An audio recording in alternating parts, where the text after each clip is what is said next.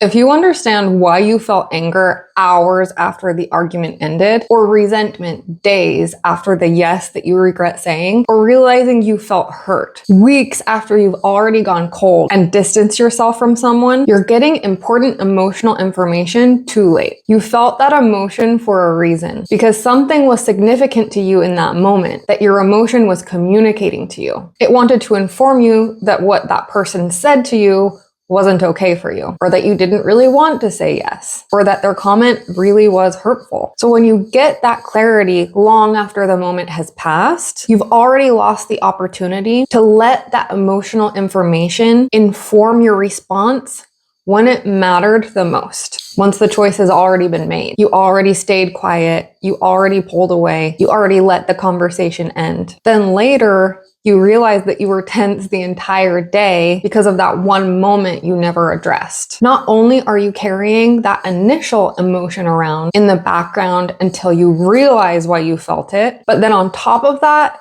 you might start feeling annoyed at yourself and questioning why you didn't say something in the moment. Now you have compounded emotions to deal with, when it would have been simpler to address it in the original moment that the emotion first showed up for you. If hindsight is the only place where you get clarity, you spend a lot of time and energy playing emotional catch up. This is something I struggled with for so many years, realizing hours or days, sometimes weeks later, why I was upset, what had upset me. And then once I finally did realize it, being mad at myself for not speaking up, criticizing myself for being a people pleaser because I would say yes automatically without being aware that I actually didn't want to. There's nothing more frustrating than walking away from a moment that affected you, yet being completely unaware of it until later. This is why having the skills to internally and privately navigate your emotions the moment that they're happening is so important, so that you have clear conscious access to what you're feeling, what it's telling you, and what to do to support yourself while you're still in that moment. The less you have to wait for hindsight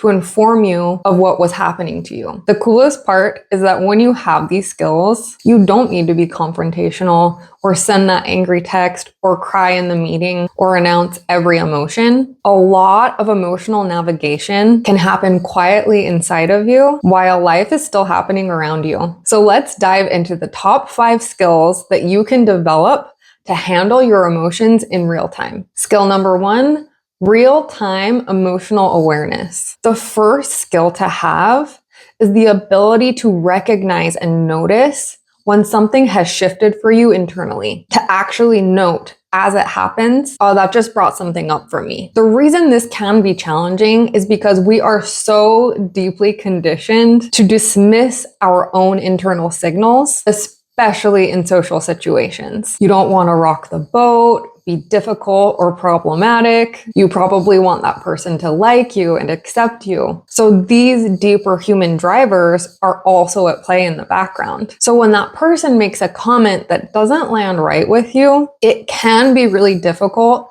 to give that signal your attention rather than just immediately minimizing it. But it is crucial that you build awareness of what your emotions are conveying to you, what physical shifts that you sense, or internal movement that you have while it's happening. Because earlier awareness gives you earlier access to the power of choice, so that you can use that information to shape how you choose to proceed in that exact moment. To start building your real-time emotional awareness, begin by randomly checking in with yourself throughout the day. Just ask yourself, how am I doing right now?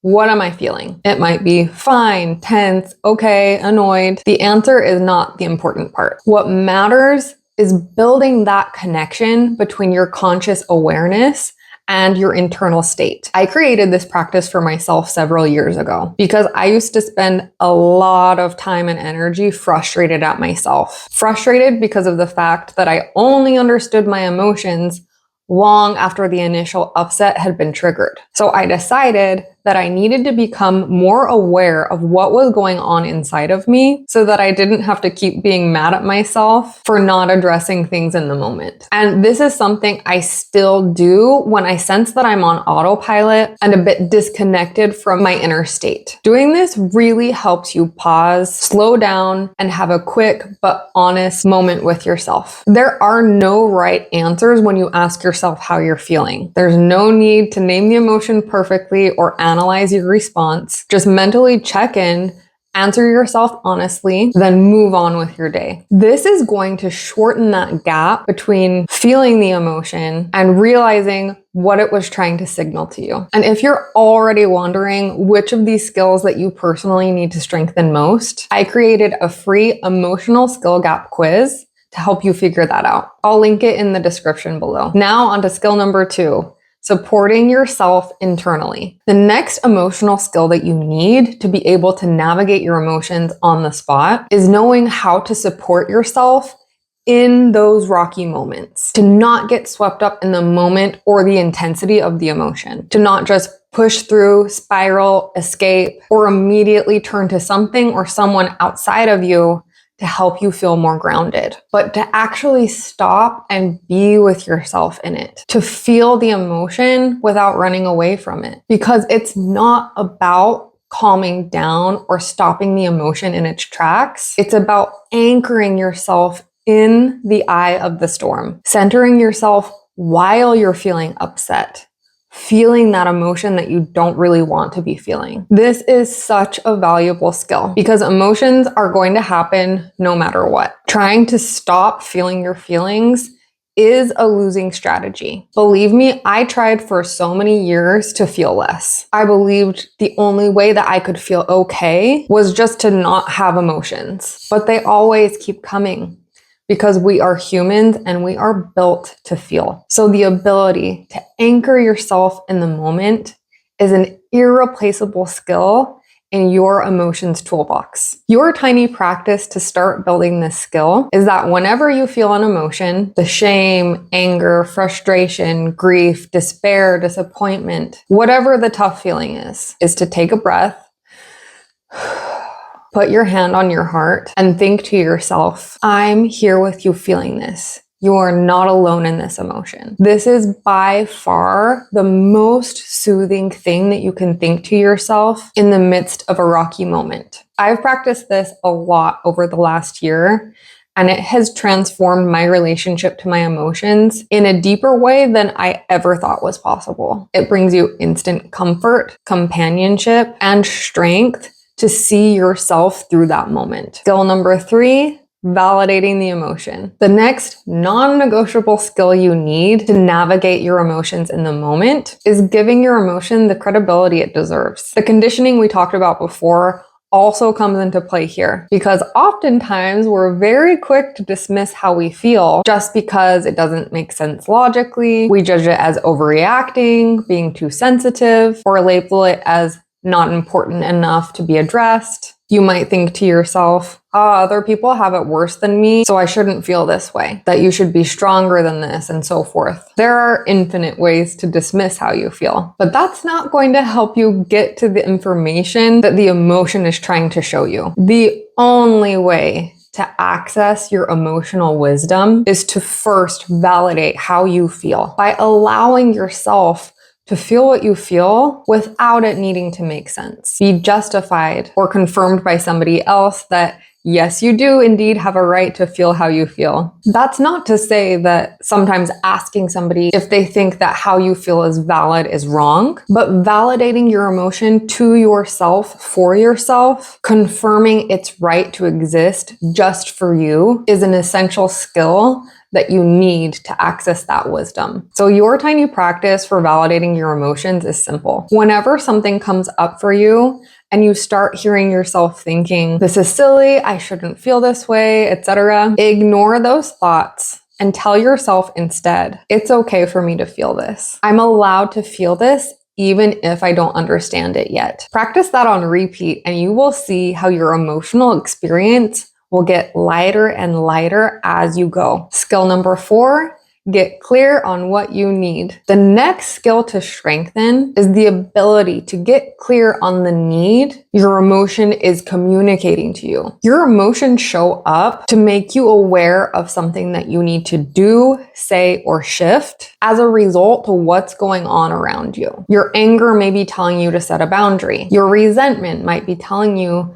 to clarify your expectations. Sadness might be telling you that you need extra rest and support right now. Essentially, there's usually a need to be met that your emotion is conveying to you. It's letting you know, hey, there's something to pay attention to. Listen to me so that you know what's important here. Depending on where you're at with your level of self-awareness, this skill is one that might require more trial and error. When I first started consciously responding to my emotions, I had no clue what would make me feel better or what I truly needed. It took practice to learn which responses genuinely served me in different situations. Sometimes eating the bowl of ice cream and comforting myself really was what I needed. Other times, though, it would only give me temporary relief, but left the actual issue completely untouched. So then I would go back to the drawing board and say, okay, that was a band-aid that helped me in that moment, but it didn't actually meet the deeper need. So what might serve me better? As you keep practicing intentionally responding to the needs that your emotion is conveying to you, you'll get better and better what is best for you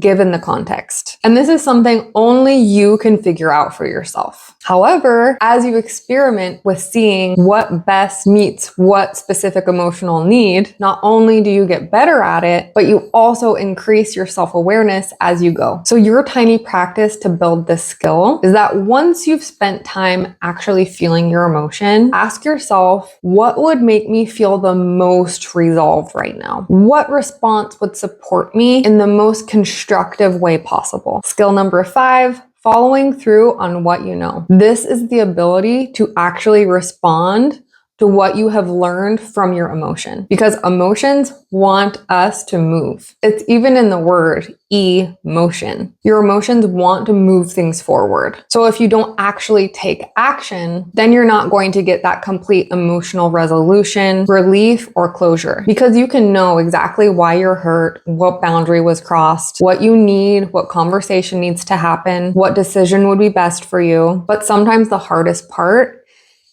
is actually doing something about it. An important reason that this skill exists is so that you don't get stuck in the frustrating loop where you reach clarity, feel a little bit better because you finally understand what's going on, but then nothing actually changes. So eventually the resentment comes back, or the hurt comes back, or the same situation triggers you again because the thing that your emotion keeps flagging still hasn't been addressed. To be clear, this does not mean acting impulsively or responding right away. Sometimes it means waiting until you're calmer, getting more information, or choosing to make a decision after you've been able to rest for the full weekend. A lot of time, emotional follow-through requires courage and maturity, because the thing that best supports you might also involve disappointing somebody, having a difficult conversation, or changing a pattern that you've settled into because you know it hasn't really been good for you. But when you have the courage to support yourself in getting your emotional needs met, especially when it's difficult, you start building a lot of trust with yourself, and taking action gets easier because you prove to yourself again and again that when your emotions bring something to your attention, even when it's hard to acknowledge, that you're not only going to listen to yourself, but you're going to respect yourself enough to respond with intention. So let's start here. The tiny practice to strengthen this skill is that the next time that you get clarity on what you need in a moment that only involves yourself, to actually give yourself what you identified. Maybe you realize that you're overwhelmed and that you need 10 minutes without anybody talking to you, or you're irritated because you need a break, so you do go rest. You're feeling low and want some comfort, so you call your grandma or whoever brings you that, or that you're mentally fried, so you stop working for the night. Whatever the need is, instead of just noticing it, carrying it, and ignoring it, to follow through on it. The point is to practice creating the connection between I know what I need and I respond to what I need. You're showing yourself in small, everyday moments that when you give yourself important emotional information, that you actually listen. So those are our 5 skills. Noticing what's happening, supporting yourself through it, validating what you feel, getting clear on what you need, and actually responding to what you know. And really that is the goal, not to never get upset or somehow handle every emotional moment perfectly. It's to have more skill available when you're actually in it, so that you don't have to rely on hindsight to understand yourself and your emotions. If you want to know which of these 5 skills that you personally need to strengthen the most, take my free emotional skill gap quiz to help you pinpoint it. The link is in the description below. And if you want to keep learning how to actually work with your emotions in real life, subscribe to my channel, because that's exactly what we're going to keep digging into together.